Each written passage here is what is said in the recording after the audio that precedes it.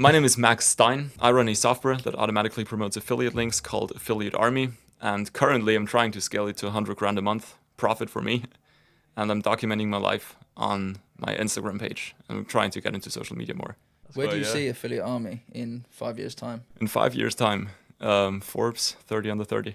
Yeah. But like it's gonna be big. Yeah. I don't know. I don't see it stopping anytime soon. That's the thing. Yeah. Because it solves a big problem. Yeah. And I mean, I'm a user myself, so I mean, where do you see it? yeah. Probably far. Same way you say you got to do it. So I think where you believe you take it, I think you will, Max. Definitely. Appreciate it. Was there a point in time that your revenue doubled overnight, and was there something that made it do that? Yeah and no. It doubled. Like I hit my first 10K day. That was like a big day, like 10K profit day. Yeah. Which technically, I don't know how do you see doubling the revenue like on an annual basis, monthly basis, or anything, but like it was a bunch of money for me. What did that? How did you do it? Actually, didn't change anything. I don't know what happened actually. Wow. I had a few ads running, Yeah. and one of them was like super efficient, Yeah. and that got blocked by Facebook a lot of times, course. and then they just kept reactivating it. Wow. But funny enough, it was just $50 a day ad spend, so it wasn't even like direct influence on that. Yeah. Maybe it was just luck, I don't know. That's But crazy. ever since then, it was like this leap that you might see in a lot of business charts. Yeah. I mean, you've got so far with it.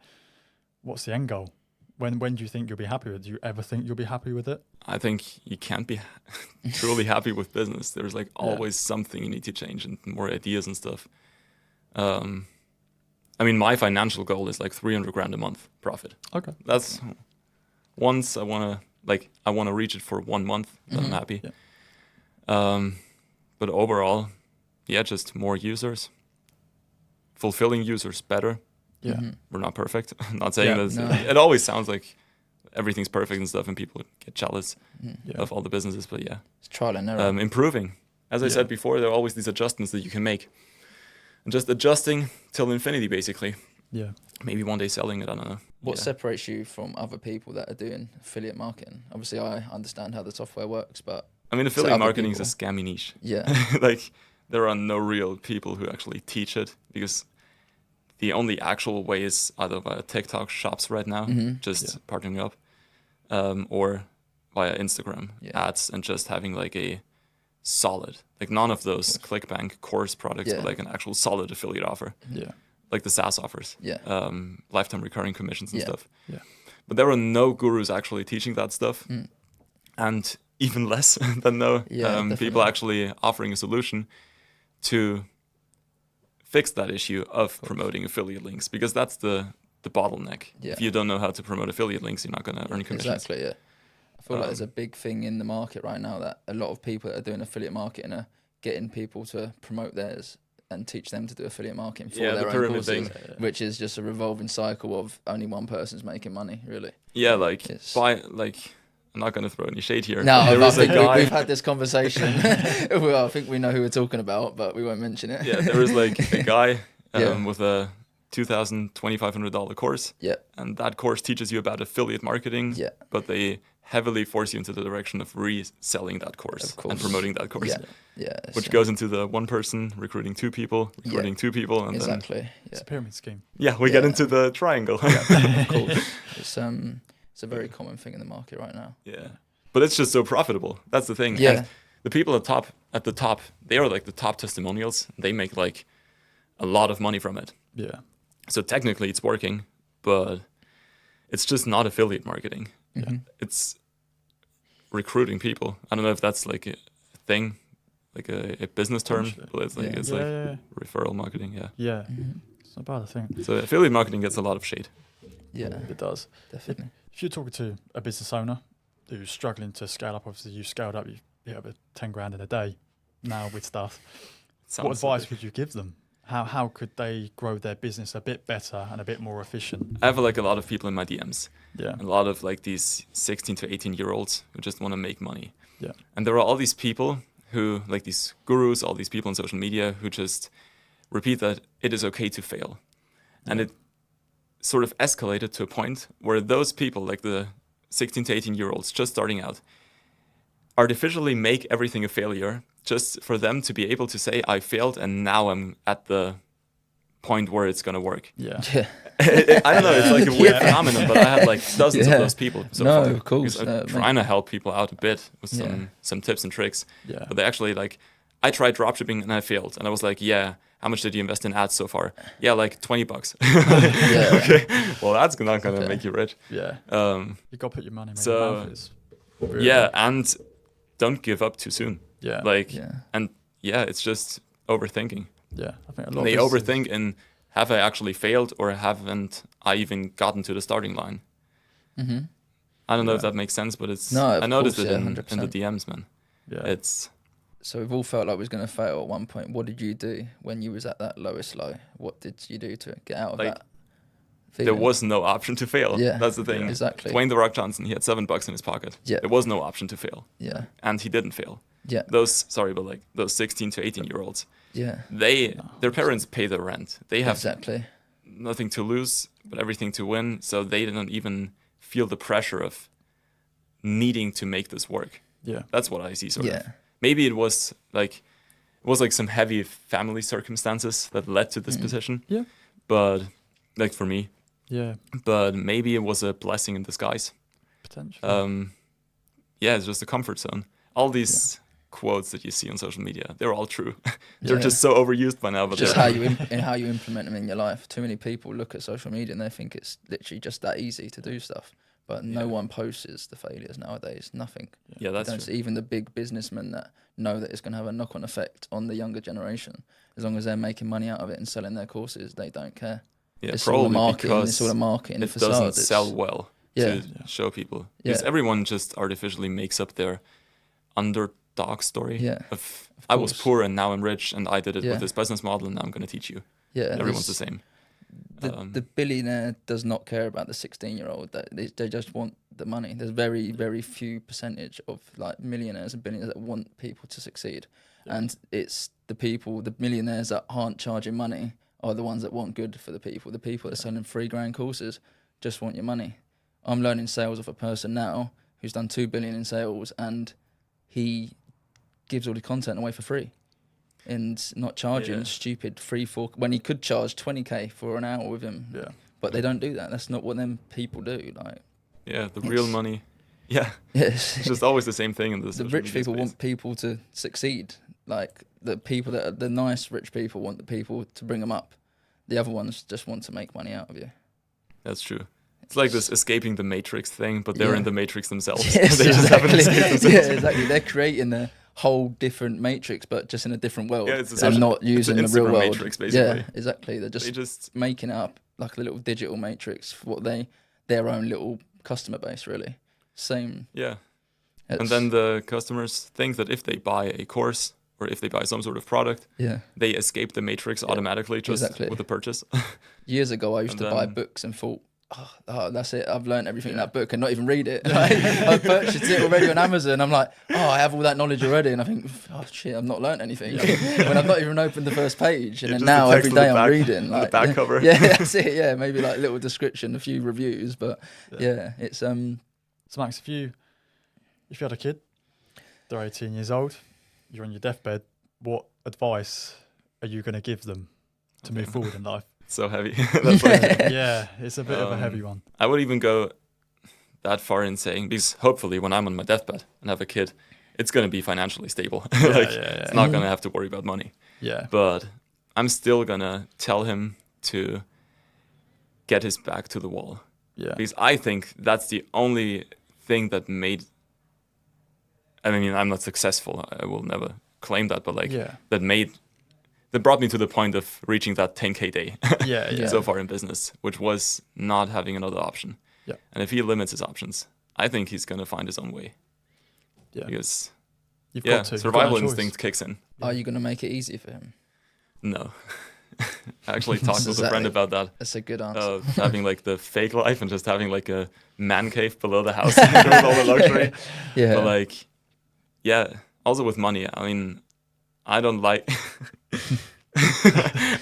buying expensive stuff, but it is actually like that. I'd rather have like the financial security in the background, rather than spoiling kids and stuff like that. Just getting them to know the value of money first. Yeah. And if that situation comes along, tell him there is no other option than for you to make this work by yourself. Because if he wouldn't have made it work by himself, my money would have been wasted anyway. The money's great, but you've got to have the character that goes behind it. Yeah. It's the cycle of tough times create strong men, strong men create good times create weak men. Yeah, that's it. Thing. That's it. It's if, like, for example, if your kid was just that and he didn't develop the character, he's just money. If you're just standing behind money and you lose all of that, you've got nothing. If someone has that skill set and they have $100 million and they lose it all within a year, they'll be right back to square one. They'll be there again. If with just the money, you lose it all and you got nothing. Go anywhere. You can't go back to that position again because you haven't got the skill set to get you there. Yeah, that's the thing. Building the skill set. But on the other hand, that's like the strongest selling argument of course sellers. Yeah. So people need to watch out for that. Actually, like Jackie Chan once said. I think he actually maybe said it before me. What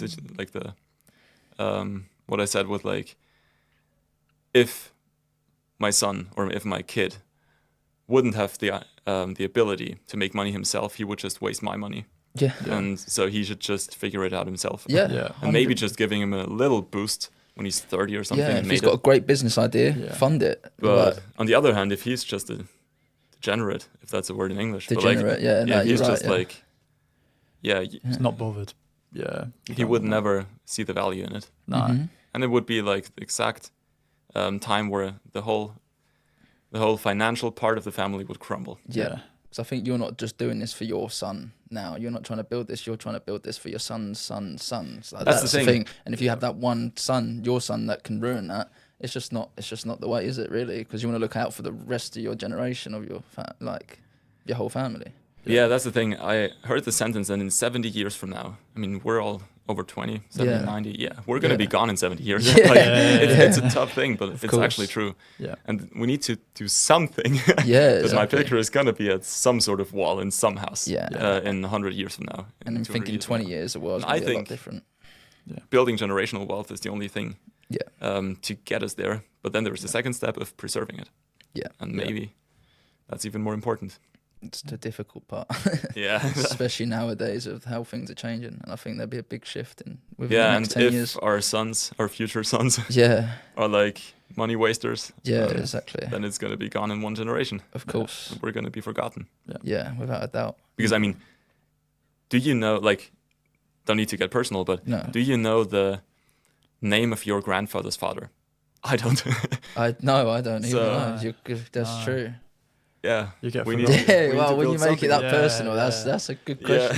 We're meant to ask a question. I'm starting the podcast now, man. We're gonna switch this around. That's good. I like that one. I've never thought about that. Yeah. Wow. So Max, you've launched Facebook ads. I know you've launched Facebook ads. How did they go? What do you think you could have done better? What could you think you could have done worse? I want your full analysis on your Facebook ads. You're going to be right disappointed now, in me, actually. I want to critique you right now. You're going to critique me? Yep. Then you're going to stomp me. That's because Instagram is owned by Meta. Meta is Facebook. Yeah. I never actually ran Facebook ads. I tried to create an account and got banned within 20 minutes because I had a false promise in there, which was a guarantee. The word guarantee was in there. Okay. So Facebook ads never actually came to the starting point with me. So I tried out creating custom Instagram posts and just boosting them, but not through the app, but through the ads manager. Just like there are like a lot more options to target people and stuff. Still on your phone? Not on my phone, not on the iPad. Yeah, on the desktop version. Yeah. Sometimes I boost them on the phone, just like really? I need to boost them. I need to run some ads. Like, they're not. Do you know who you're talking to right now? Wow. Now that's totally dead because like Apple tax is coming on July 8th. 30% on top of the ad costs, and not going to be profitable anymore. Yeah. No. A lot of people are going to struggle. But actually, it sounds like. Yeah, because I always posted like my ads results and stuff. Yeah. But mostly it's just boosting posts of your personal brand. Yeah. Getting people to trust you, then linking up your business in the bio. No link in bio, that doesn't work anymore. No. And then having people discover the product by themselves and message you. Mm-hmm. So basically, I just use ads for reach. Yeah. And they indirectly technically convert. It's soft But sales. like my Instagram page is dead organic wise or with organic reach, because when you run ads, Instagram drops organic reach to 0. So you keep running them. So technically, all of my revenue comes from IG ads. Yeah. If you want to see it that way. That's crazy. So that's that just goes to show you how far you can take them. Yeah, that is crazy. Wow. Have you ever explored into TikTok ads, Snapchat ads? Tried push ads. Have you heard of them? Like the when you're on like these shady websites. And there is like this website that opens in another browser tab behind that window when you close it. Those are like push ads. Why am I saying that I know that? That's a tricky question. But there are like some platforms and they were like super cheap. But I think they're just for low ticket products. If you have like a tripwire thing of like $7 or $5, because we had like a $5 plan in the beginning, and if you have that, you can scale them up, because I had a friend run them for me. He told them, I was like, I'm going to send you 100 euros, do whatever you want. And he converted $5. So, but that just went to show me that it actually works. You can actually get people, but you just need to have a different business structure. Wow. There's $139 a month. It's too much for those people on those sites to just commit right away. But other than that, I tried X ads once, but I think they're good for SaaS. But I don't know if it's the right audience on Twitter. I've just started how using it's it. changing Weird. right now. Yeah, it's such a weird layout. I'll go on there and I just feel like overwhelmed, like looking at it all. Just sensory overload. That's what it feels like. Text, images. There's so many stuff going on. I just can't. Yeah, it's just you go on there. It's not like Facebook or LinkedIn or anything like that. It's if you want people to make an uninformed decision, maybe that's what those ads are for. Okay. Maybe because at least the offers that I get, they're like meant to be confusing for the person that sees the ad. It was like one guy just converted $42 after 48 hours of launching. Haven't even set up the email automations yet, which you can interpret anything into that product. It was some sort of AI tool. But it converted like hell for him. Like he ran them big. So crazy. But IG ads are the gold mine. Okay. How did you do in school? School. Like I think all those people that say that school is shoot. They straight up try to sell you something, or they haven't had the greatest experience because their mental horizon just doesn't go that far. Because if you're actually smart and have the ability to escape the matrix, that wording, you can just go through school without any issues, not being the best student, but not having just any problems, just seeing it as a side project basically in life. And that's how it went for me basically. Never had any issues, just went straight through. Had enough time to develop myself, like piano, Rubik's Cube, all that stuff. Sports. So I think it's don't good. skip school. I think it is good though, even staying in education with stuff to start with, because you'll learn the basics. You won't learn how to grow a business. You will definitely get pushed into the system being an employee with stuff, but it will teach you stuff like, right, here's your maths. You need to know maths when you run a business, because you need to know if you're profitable. You need to know how to spell properly, because otherwise people don't take you seriously. So I think that's the good stuff that it teaches you. Would you agree? But of course. And also, businesses, like, especially now where I'm making money, actually, life would be boring without any other knowledge. Also for business, if you're going to have business meetings, I mean, you can probably talk more about that, but you can't only talk about business with that person. You need to maybe talk about archaeology. Maybe he's into that stuff. You need to have some social knowledge of some social skills. And the base layer of knowledge is just in school. I think that's one of the most important things. Education, not knowledge. It's what we do now as businessmen or entrepreneurs is education. We have to learn every day. We have to learn and keep adapting and stuff. And obviously, a lot of people come out of school, and like you say, they get pushed into the system and be employees, and that is because they just stop learning. You can work in a job for 15 years and have 15 years working there. Doesn't mean you've got 15 years experience. The only experience you've got is the first month that you got trained there. And then you live the rest of the 15 years there not learning anything else. So you can't then turn around and say you have 15 years experience. And it also goes a bit into this like at the airport, like these fast track lanes. Yeah. If you stand still and don't keep learning, you just fall back. Yeah. You just need to keep running basically to be ahead of the momentum mass. is what keeps you plane in the need to sky. keep up the momentum. Yeah. As soon as you stop learning, everything's done. Exactly. So apply straight to But business. it doesn't mean that you need to learn for long. You can also cramp it up into a short period of time. Yeah, and you can hire people that know more. Yeah, That's another side. that's Hiring people when that are it gets smarter to than you. Yeah, of course, without a doubt, that's my main goal. Like, why not? Like, you've got to be around people who are smart, because 100%. It's that saying of, right, you create a job, you fund a job, you start making money doing it yourself, and then you delegate it to someone who's better at that job. Because I can tell you for free, I don't do all my finances myself. I don't touch them because there's other parts of the business that I'm more useful at doing. It's the same thing. Right, listen, I'm good at sales, but it's a time thing. I can't do all the sales in the world, especially online sales. So I think, how do you plan to scale in that way? Do you plan to scale in that way and delegate stuff? Is that on the horizon? Yeah, I actually don't know. I'm a big fan of non-human automation. Just having everything technical. Zapier, Make.com, all those websites. Because I think humans make mistakes, and I don't want to have any mistakes, because I heard of the structure of having two people competing for a sales position, for example. Yeah. Once one of those gets better, you put another person in and put that one person as a manager, and then you build up this whole employee structure. Yeah.